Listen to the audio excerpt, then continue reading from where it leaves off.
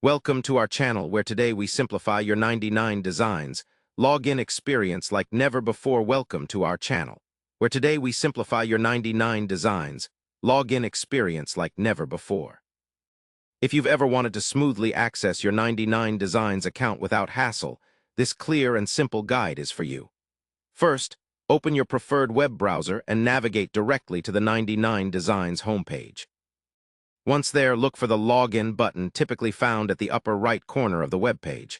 Click this to proceed to the login page. Now, you'll see fields where you need to enter your registered email address and your password. Make sure you type your email accurately to avoid any login issues.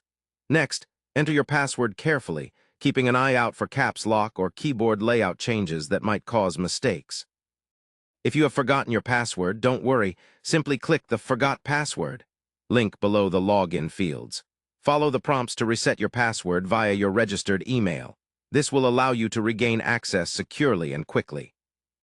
After entering your login details, double-check everything before clicking on the Login button. If your information is correct, you will be directed straight to your dashboard where all your designs and projects await.